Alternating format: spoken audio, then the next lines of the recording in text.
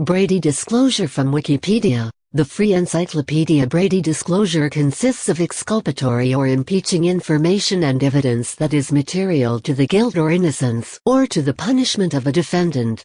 The term comes from the U.S. Supreme Court case Brady v. Maryland, 1, in which the Supreme Court ruled that suppression by the prosecution of evidence favorable to a defendant who has requested it violates due process. Following Brady, the prosecutor must disclose evidence or information that would prove the innocence of the defendant or would enable the defense to more effectively impeach the credibility of government witnesses. Evidence that would serve to reduce the defendant's sentence must also be disclosed by the prosecution. Definition of the Brady Rule. The Brady Doctrine is a pretrial discovery rule that was established by the United States Supreme Court in Brady v. Maryland in 1963. 2. The rule requires that the prosecution must turn over all exculpatory evidence to the defendant in a criminal case. Exculpatory evidence is evidence that might exonerate the defendant. Examples include the following. The prosecutor must disclose an agreement not to prosecute a witness in exchange for the witness's testimony. 3. The prosecutor must disclose leniency or preferential treatment agreements made with witnesses in exchange for testimony. 4. The prosecutor must disclose exculpatory evidence known only to the police. That is, the prosecutor has a duty to reach out to the police and establish regular procedures by which the police must inform him of anything that tends to prove the innocence of the defendant. 5. Not all exculpatory evidence is required to be disclosed by Brady and its progeny. Only evidence that is material to guilt or punishment, with material evidence being defined as such as to create a reasonable probability that disclosure of the evidence would have changed the outcome of the proceeding. 6. However, the prosecutor is not obligated to personally review police files in search of exculpatory information when the defendant asks for it. 7. The Supreme Court observed in Strickler v. Green. Thus the term Brady violation is sometimes used to refer to any breach of the broad obligation to disclose exculpatory evidence, that is, to any suppression of so-called Brady material, although strictly speaking, there is never a real Brady violation unless the non-disclosure was so serious that there is a reasonable probability that the suppressed evidence would have produced a different verdict. 8. 9. The prosecutor must disclose arrest photographs of the defendant when those photos do not match the victim's description. 10. Some state systems have expansively defined Brady material to include many other items, including for example any documents which might reflect negatively on a witness's credibility. 11. Police officers who have been dishonest are sometimes referred to as Brady cops.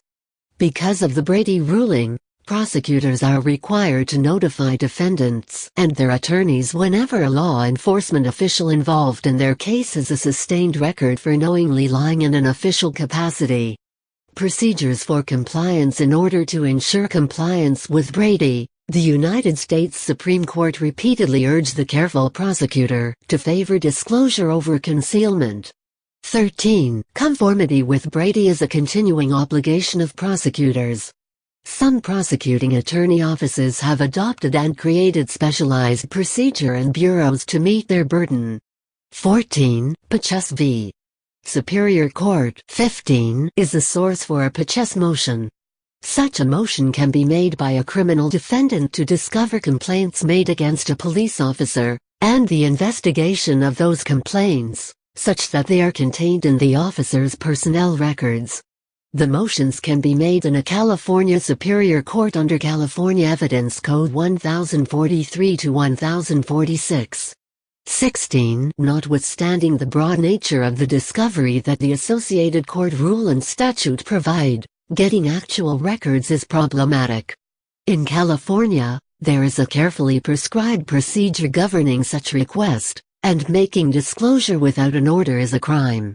The statutory scheme was developed, in part, because law enforcement departments had developed a practice of purging their files concerning misconduct claims made against their officers.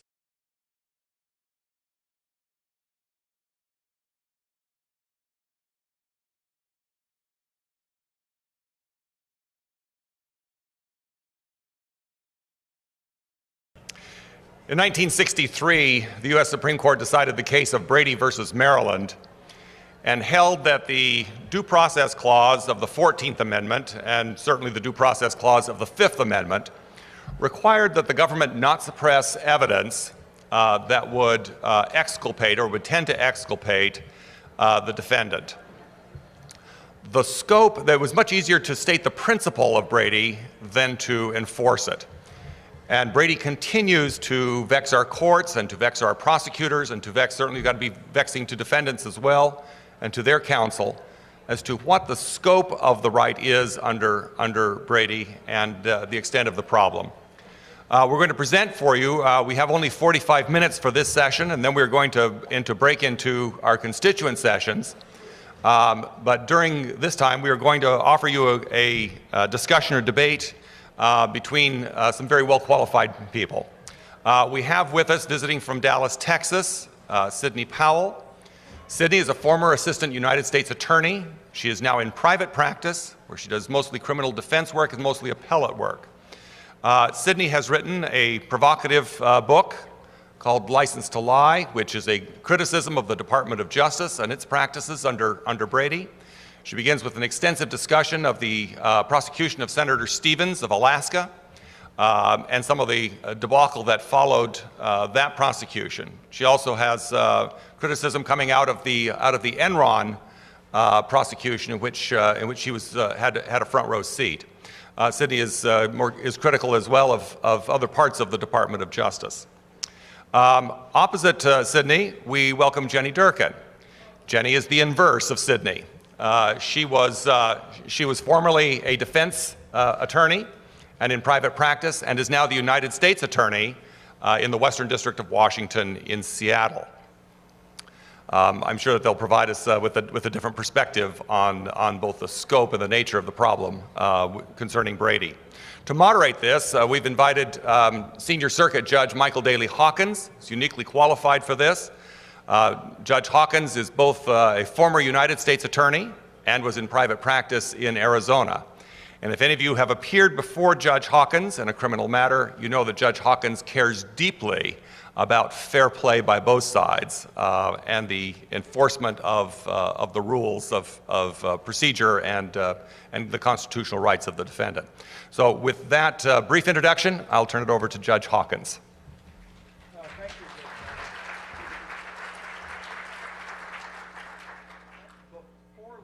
Proceed to this entirely non-controversial subject. How about a round of applause for Jay Bybee and his program committee for putting on really an outstanding program.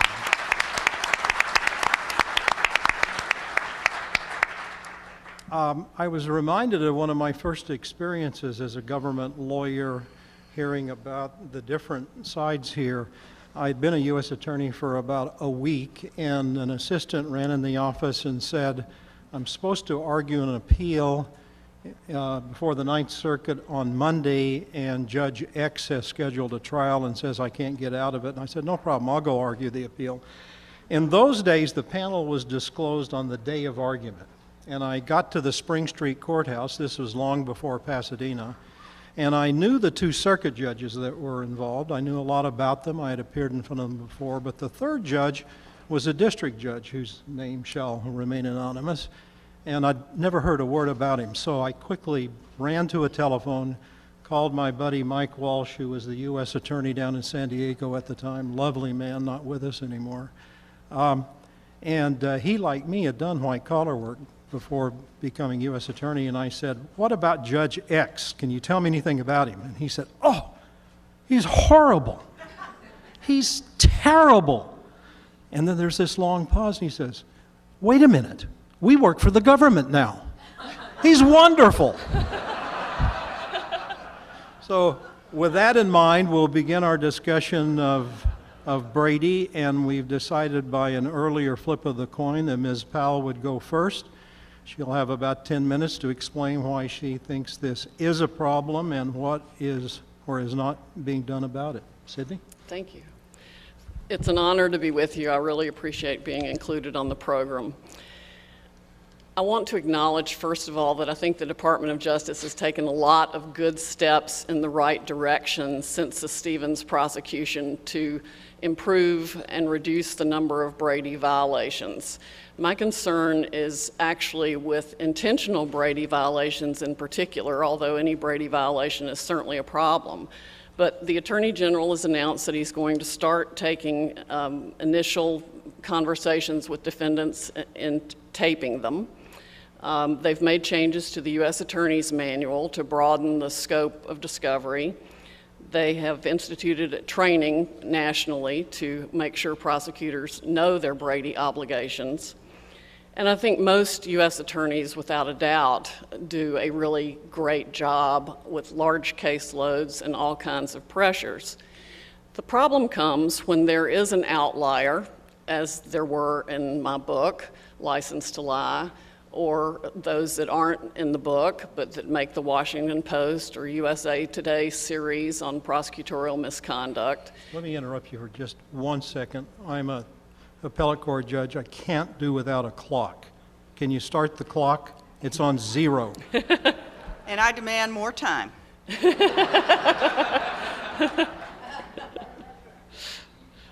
It's like the soccer rules, you know, they just add 3 minutes here and there. Does somebody have a button for that? I can go by my watch if one. Go ahead. Okay. All right, while they're working on the clock problems, like a bad police officer or any other person who doesn't do their job right, that makes it harder for those who do. You can't compete against people who are breaking rules.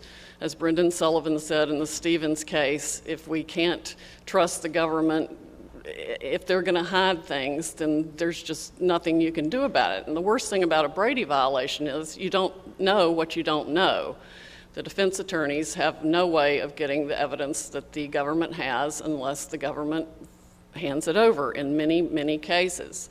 And in the cases in the book in particular, the government was very strategic in shutting down access to any of the other witnesses in the case or anyone who had information for the defense. I think the problem and the rubber really meets the road as long as materiality is allowed to be included in a prosecutor's determination of what to produce. Ellen Yaroshevsky did a study actually interviewing prosecutors and found that they were very well versed in what the courts viewed as material, which is supposed to be the review standard, not the initial determination to produce standard. So as long as materiality is conflated with the decision of whether to produce favorable evidence to the defense to begin with, there are going to be intentional or unintentional Brady violations. I don't think it's even fair to ask a prosecutor, or a judge for that matter, to try to decide what is material to the defense. I mean, after all, that's why the Supreme Court said, if there's a question about it, err in favor of disclosure. So it would take a burden off prosecutors to simply require them to disclose all evidence favorable to the defense. And by that I also mean the real evidence, the real documents, the 302s, the grand jury testimony, whatever the notes may show, whatever the real documents are, because as Judge Sullivan noted in the Stevens case, summaries, which first of all take a whole lot more time and trouble to create, are an opportunity for mischief and mistake. In the cases in the book, and in the Stevens case in particular, the prosecutors were producing summaries that were, maybe only a few lines to summarize thousands of pages of testimony or FBI reports. There's no way that's going to be sufficient. And as judges, you don't have time and can't put yourselves in the shoes of the defense either to figure out what the defense needs to prove its case. There are a number of solutions for the problem that I'd like to suggest. We can certainly do better than we have been doing, and I don't see how we can really afford to have any innocent people in prison, and there are there now. Of course, it's even worse in the state courts. There's some that are absolutely notorious for Brady violations, and I know you've seen some in your circuit and you've reversed some of those cases. But I think the higher standard needs to apply to the Department of Justice because it should be a shining example in all respects, and all U.S. attorneys should be able to stand in a court and say, I represent the United States of America with the greatest amount of integrity. With respect to solutions, I've included in your written materials a Brady compliance order that I think if every state and federal judge entered would go a long way toward stopping Brady violations, both setting time limits and requiring the production of all evidence favorable to the defense, not allowing materiality to factor into it. Even naming prosecutors when you have to write a decision has a profound effect. Referring prosecutors to bar associations for grievances is important. Anything you can do to hold the government accountable and engage in that healthy skepticism Judge Sullivan requested and suggested is going to make a difference. Most prosecutors want to do the right thing, but sometimes they have to be pushed a bit to go look in the file, dig deeper, ask their agents, whatever, to just find the material that is out there that should be produced to the defense. There's a Center for Prosecutorial Integrity that has started a database of Brady violations and prosecutorial misconduct. They have found that 43% of the cases that result in wrongful convictions are attributable to Brady violations and that variety of prosecutorial misconduct. The Constitution Project has also been working on this issue. It's a nonpartisan / bipartisan organization that supported the Fairness and Disclosure of Evidence Act that was introduced into was introduced to at least the Senate committee back in 2012 when the Stevens report came out, the special report of the prosecutor in the Ted Stevens case. That legislation was widely supported by the ACLU, the ABA, the National Association of Criminal Defense Lawyers. Virtually every legal organization in the country favored proceeding with that legislation. The only group that I know that opposed it was the ironically named Department of Justice from that perspective. And it just seems to me that the more open and transparent the department can be in providing evidence favorable to the defense, the more the public and the judges and everyone can trust the department and the citizens. And the citizens can have more faith in our justice system. How am I doing on my time? You're doing great. Okay. You want to save some time for rebuttal? Yes, I do. Okay.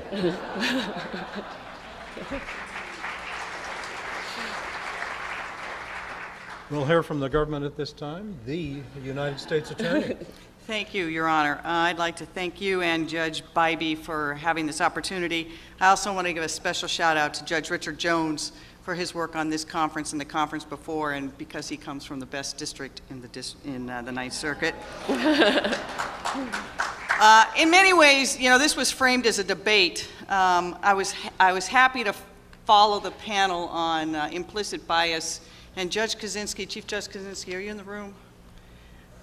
There you are. When I walked in, he said something along the lines of, it's good to see the government in stripes.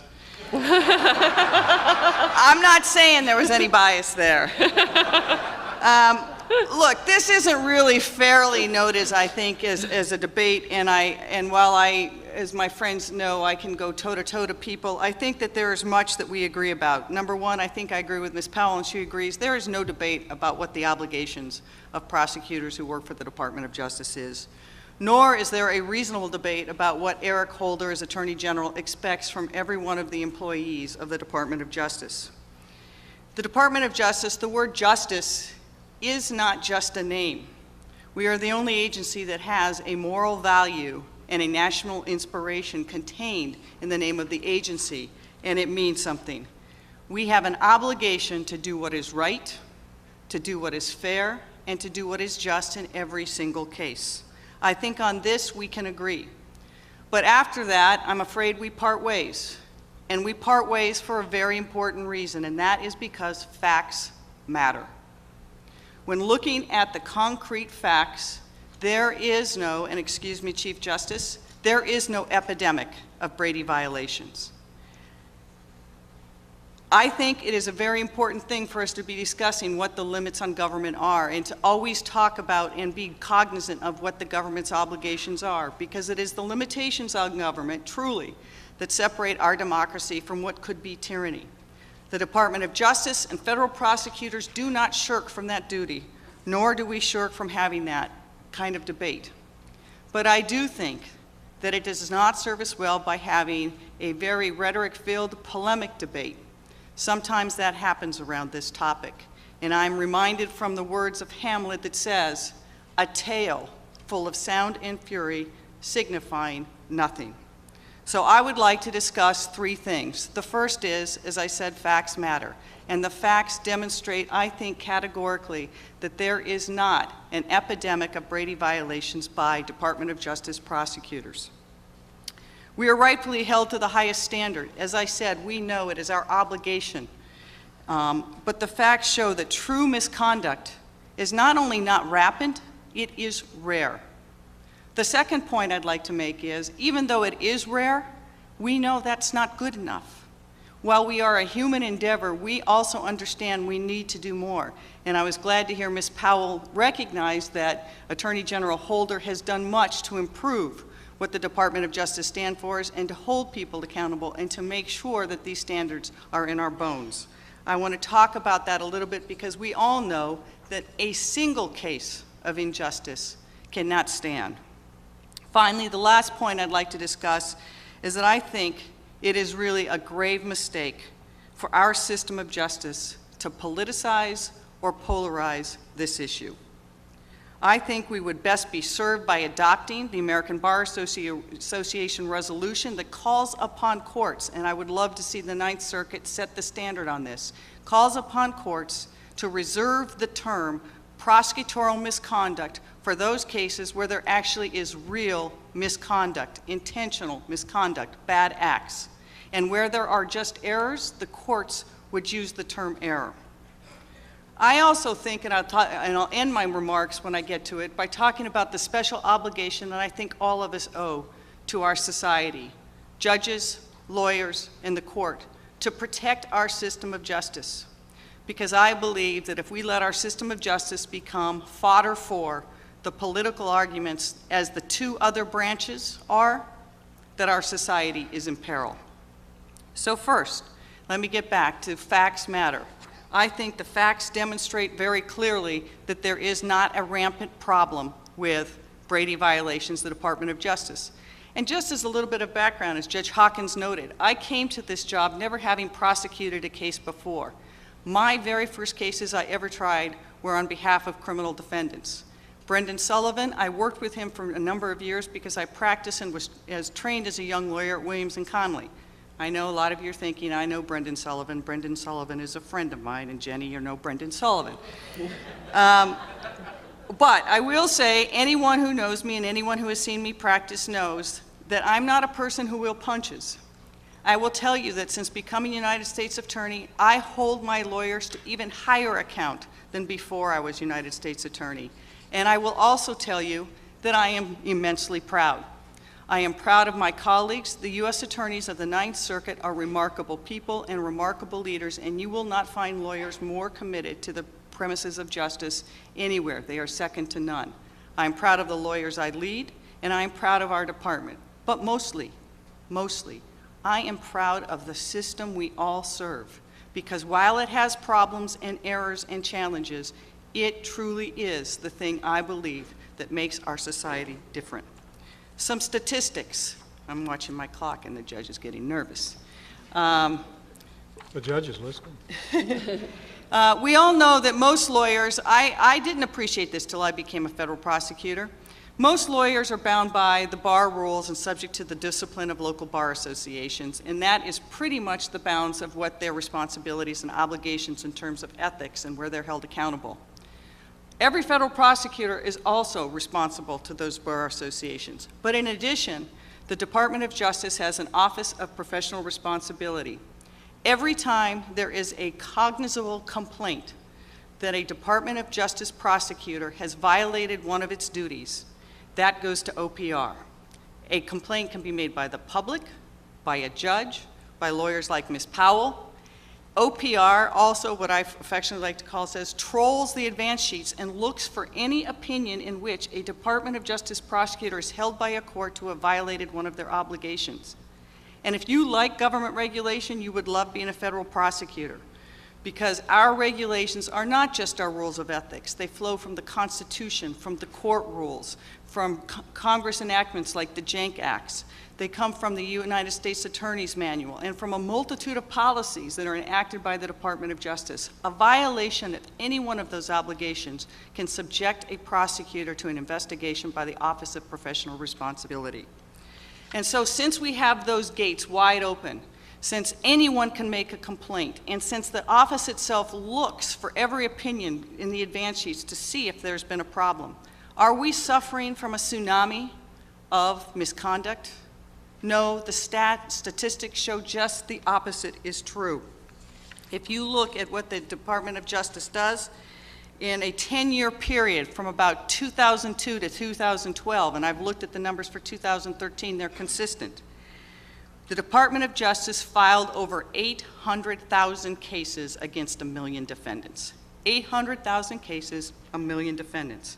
In the same period of time, 1/3 of 1% of cases and complaints brought to OPR warranted an investigation.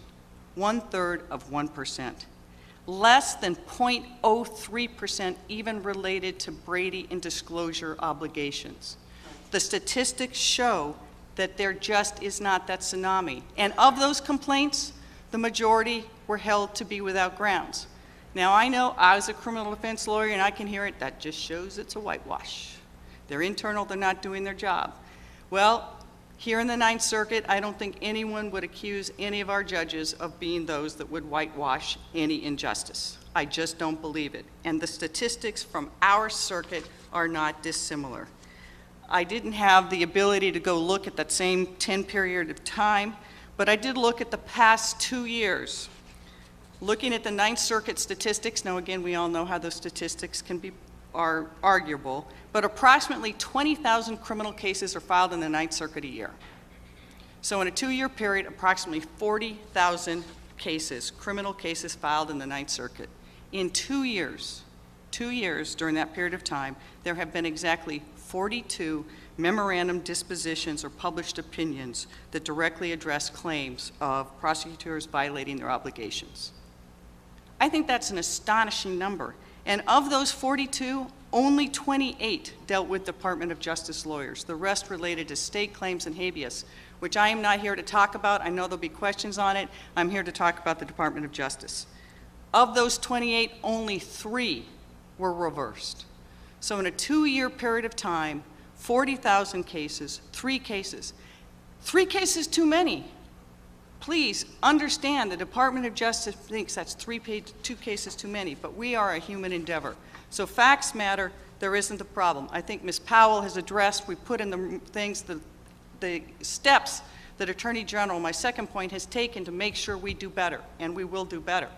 We have better training, better supervision, better rules, better policies. One of his first acts as sitting Attorney General was to dismiss the conviction of Senator Ted Stevens. Unheard of for a sitting Attorney General to dismiss a case post-conviction. He did it because he thought it was the right thing to do. The last thing I want to talk about is why we as lawyers and judges, I think, have to be careful in this arena and why it should not become politicized. I'd like to read a quote from a recent Ninth Circuit case. I think it was last week or the week before. I don't want to get into the facts of the case, but it related to payment of CJA funds. And there, in discussing it, the court stated, lawyers do not have a ready toolkit for their profession. Instead, their professional reputations are the essence of their livelihood. Reputations matter to the court, to clients, to colleagues, and to the public. In a specialized arena such as criminal defense, the professional circle is even more circumscribed. That's true for prosecutors as well. And so I think, yes, scrutinize, yes, bring the things, but ad hominem attacks against individual prosecutors or judges who don't rule your way, I think disserve the courts and disserve us all as a society. And for example, I know everyone varies their discussions with audiences, but even in this arena, Ms. Powell recently, I read and watched some of her previous things. She has linked the misconduct that she alleges to the tragedy in Benghazi, has suggested that Ted Stevens was indicted and convicted to shift the power in the Senate so Obamacare could be passed, even though Obama was not yet president.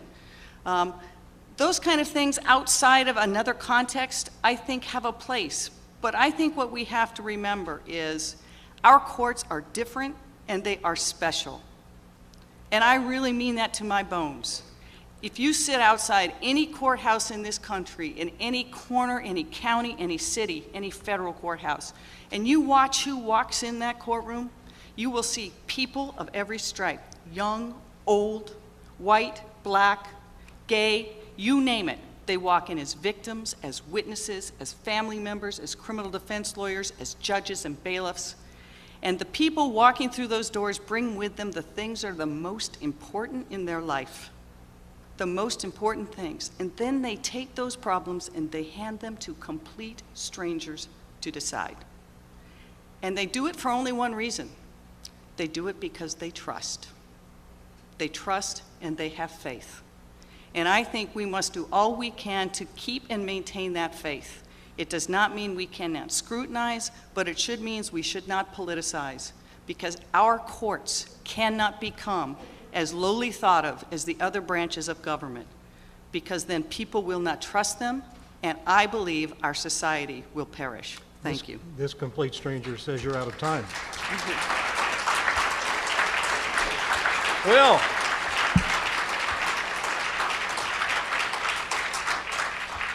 Sydney, it's all yours. Okay, I do have a few points for rebuttal. Let's take the last... The part about justice, right? Yes, I'm talking about justice, yes. For example, it was actually Brendan Sullivan who said that the result of the Ted Stevens prosecution was a change in the balance of power in the Senate, and that's true. In terms of what OPR does, it's questionable. There's no transparency. There's just absolutely no transparency for OPR's actions at all. For example, in the Ted Stevens case, we do know that Hank Schulke found intentional misconduct throughout his report. He called it systematic and pervasive, I believe. But the Department of Justice, OPR, found it to be unintentional. And the prosecutors were given at most a 14-day suspension. It was tagged on the 2 assistant U.S. attorneys. None of the department lawyers involved were found responsible. And one was given a 14 or 15-day suspension, and another one, I think, a 40-day suspension. I read somewhere that only 1 day of that suspension had ever been served, that it can get watered down as other people review it. So for the wrongful conviction of a United States senator in which evidence was exculpatory and withheld, including very damning evidence about the government's main witness that they knew was out there and specifically did not get or disclose, that's all that happened. We had a horrible case in Texas. This was a state court case, but everyone should know about it, the Michael Morton case, where a man served 25 years in prison for having been accused of murdering his wife and convicted of murdering his wife, while the prosecutor became a state court judge, hiding the bloody bandana that 25 years later exonerated Michael Morton for the murder of his wife. And the state court judge got 10 days in jail for Michael Morton's 25 years in prison. OPR could do a much better job if they would be more transparent in what they are doing in terms of an investigation. In our case, for example, the Merrill Lynch case in the book, we had prosecutors who actually highlighted evidence as favorable to the defense and then specifically excised some of the key phrases from their summary. So we got a 4-line summary that said somebody didn't recall something when that person had actually said, no, that didn't happen. The Fifth Circuit found that they plainly suppressed evidence favorable to the defense. The bar associations did absolutely nothing about it. OPR did absolutely nothing about it, because unless a court finds a Brady violation, OPR just dismisses it. They don't even really investigate it. They might read the court decision, they might read the whatever I filed with them, but they don't take any action against the prosecutors or conduct a full investigation. So that creates a circular problem. That puts the burden back on the courts to actually find a Brady violation, which means you've got to reverse the criminal conviction because you've had to find its material to find a Brady violation, or OPR won't do anything about it and the state bars won't do anything about it. Ellen Yarashevsky's article makes clear that prosecutors have absolutely no concern for sanctions being imposed against them for Brady violations. So first of all, it's next to impossible to find a Brady violation, the existence and occurrence of it to begin with. And secondly, when one is disclosed, there's no sanction on a prosecutor for having done it, which just exacerbates the problem. The Constitution Project and the Center for Prosecutorial Integrity continue to document increasing numbers of Brady violations, many of them intentional.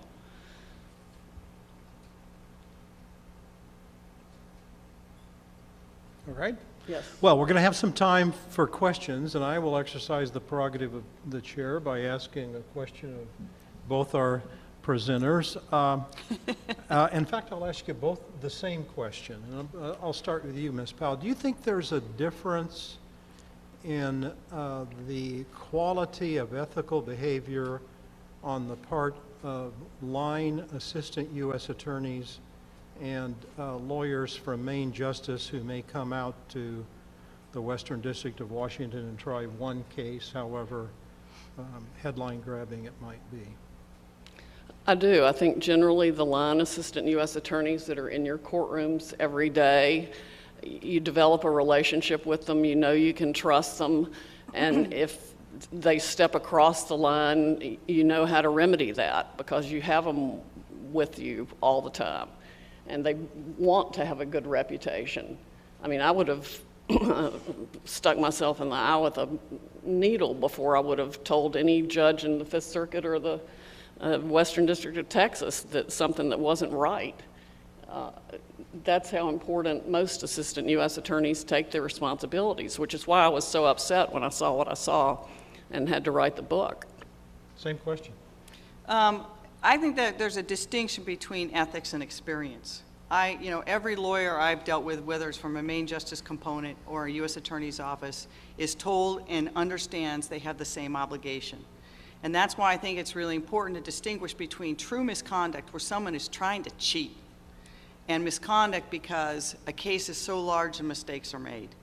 And my experience is that when you have, and I think most U.S. attorneys are, if there are somebody trying a case in our courtroom, we try to bird dog that. But it's experience. It's experience for young lawyers. So no, I think that there is the expectation for every lawyer at the Department of Justice is the same. You don't think there's a difference between your assistants in the Western District of Washington who appear day after day in Jack Kuhnauer or Tom Zilli's courtroom, as opposed to someone from the Public Integrity Section who may come out to Seattle and try one case?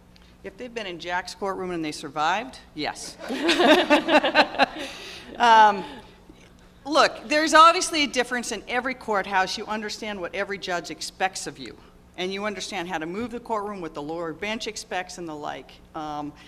And I think the judges have a different expectation, but if you have a young lawyer that hasn't had as much training, I don't care if they're from a main component or from one of our offices, we have a duty to make sure they know what they're doing. And so I think that while it would be easy for me to say, yep, that's the mothership that's making all the problems, I think the truth is told, the Department of Justice holds every one of its prosecutors to the same standards, and if we're not meeting it, we need to know. That's what the process is set up to be, and I just have to disagree with Ms. Powell that OPR doesn't take cases seriously. They do. I've been on the end of receiving letters about my lawyers when they've trolled the advance sheets. They take it very seriously. And so I think that the problem is one that we have to really focus on again. Let's call misconduct misconduct, but let's not call every error misconduct. Professional attitudes matter. I agree with not calling just a mere accident or negligence misconduct. I'm fine with that, but there are instances where there are intentional Brady violations, that prosecutors literally deliberately hide something that they don't want to produce. How many people have been fired from the Department of Justice in the last 10 years for intentional Brady violations? Well, let's just talk about, I think, the case that you mentioned, for example, the highlighting case from the Brown case. There's a difference between criticizing the process and criticizing the results. I think what is clear is you weren't happy with the results, and so you criticized the process to go there. But this conference is called Access to Justice, and your client was very fortunate. They had the best representation that money could buy, I assume, because Merrill Lynch was paying for it, I assume, because I used to do that work at the trial court level. Then you stepped in, and there was 2 Fifth Circuit hearings, there was district court hearings. They looked at this evidence that you say was wrongly withheld, and you choose one sentence that says they purposely withheld it, but another sentence says what your client really wanted to do was cherry pick the evidence. Courts looked at it, they decided that there was not the error you're talking about. Because you don't like that, there's then criticism of the judges themselves and the circuit panels. I think at some level we have to say, a client gets their process, we have to do what's right, but frankly, the attacks against the individual prosecutors in that case, I think are unjustified, and I don't think they advance the discussion. Want a quick response before we turn to public questions from the audience? Yes, basically, it's a book I prayed I would never have to write, but I did because what I saw was egregious, and I want people to have the opportunity to look at it themselves. I think it reflects a serious problem in our country when prosecutors can conduct themselves that way and are instead of being sanctioned in any way are instead promoted. It makes it worse for all the good prosecutors. It destroys public confidence in our system of justice. It makes your jobs as judges harder. There's nothing good about it in any way, shape, or form, and everyone's free to form their own opinion once they have all the facts. But when a prosecutor stands in front of a jury and says that person A said Y, while they're hiding that person A said the exact opposite, and do that 16 to 50 times throughout the case, I think most people would say that that was material. And sometimes judges are just determined to affirm a criminal conviction. Sometimes decisions are result-oriented. It doesn't happen a lot, thank goodness, but when it does, it extracts a toll. And I would just like our system of justice to avoid that toll to the greatest extent we possibly can. Okay. We have a little bit of time for questions from the audience. I see somebody approaching the microphone on to our right. Just tell us who you are and fire away. Okay, Jeff Cheshire, Federal Defenders of Arizona. So I think I've seen a couple of things in about 10 years plus of being in federal court, and I think I agree that most prosecutors are trying to do the right thing almost all the time. But I think there's systems, structures that kind of lead folks to have problems. I think one of the things we've seen is the category of problems where the agents don't know what their responsibilities are and there's not good control over the agents, especially when you have big influx of new agents like in Border Patrol, and they show up the day of a hearing, oh, did you mean these photos too when you said disclose everything?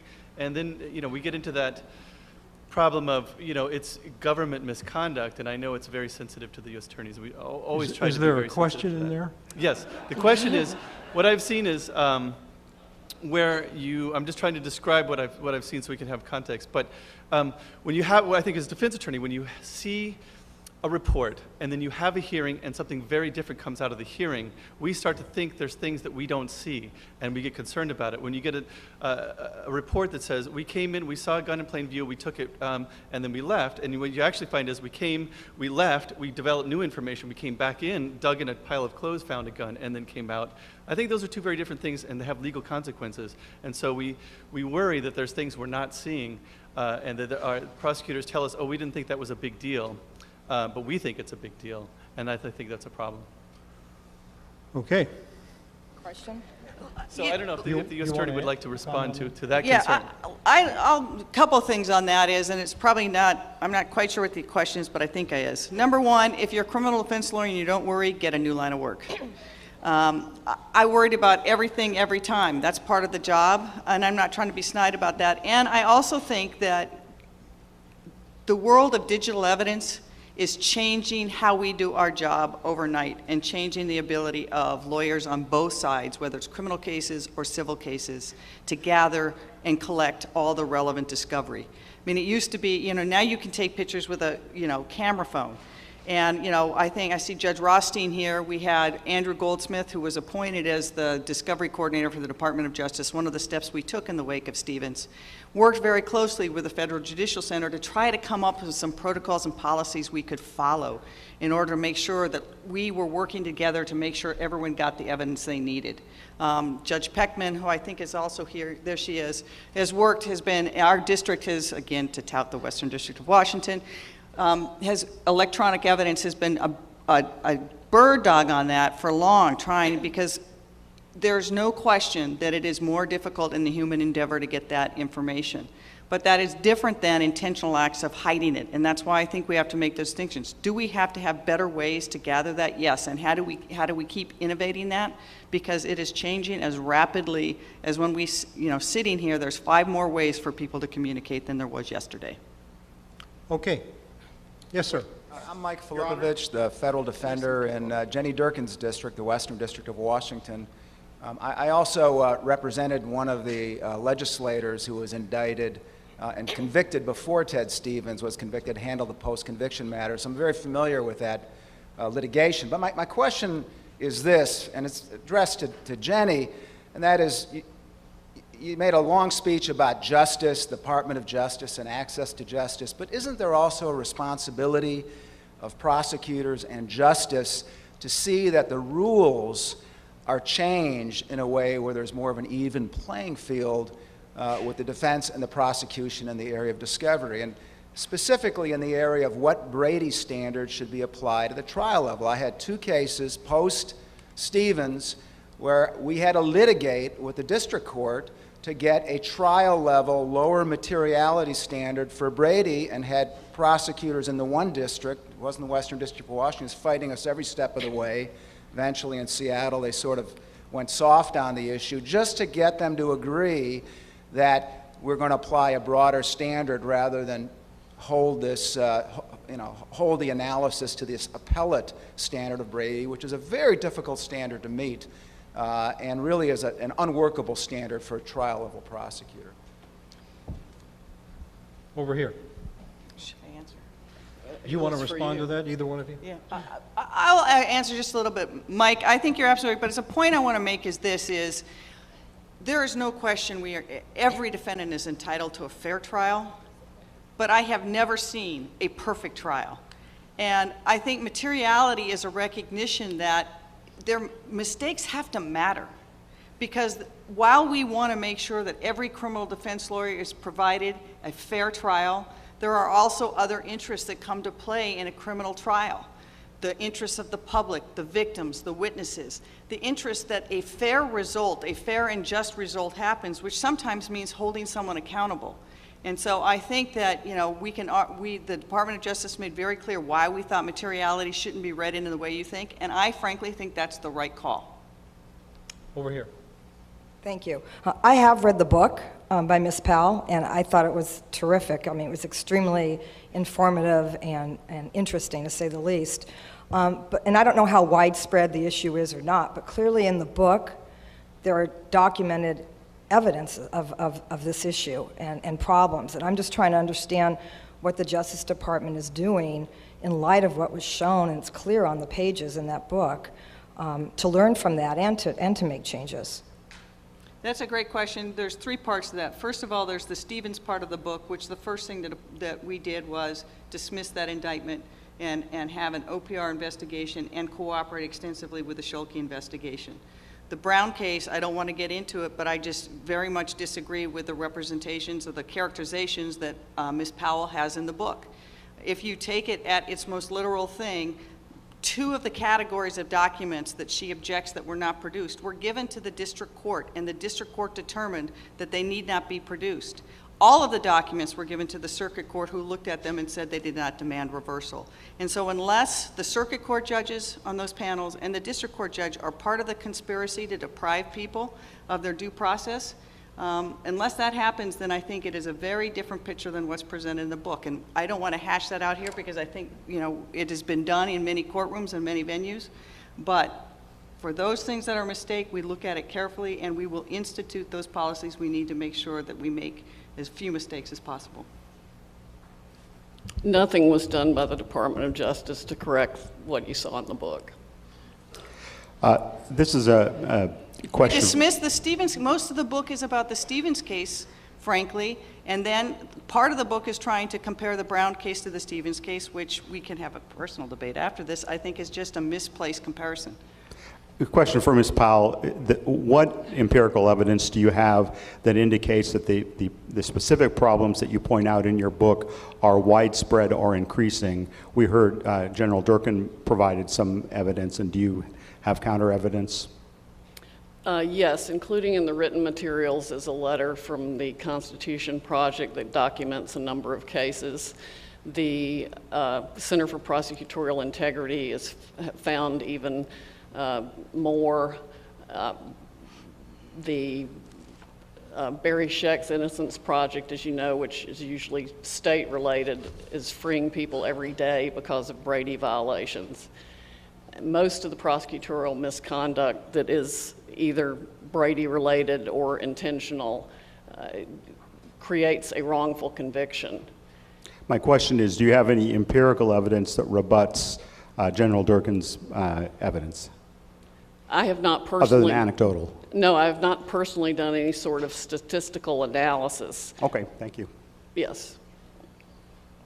One last question, then we're going to wrap up. Now, I should say, I believe both U.S. Attorney Durkin and Ms. Powell are going to be in the breakout sessions. So if you're thinking of questions or want to explore this issue further, they'll be available at that time. I take it that's right? Yes. Okay.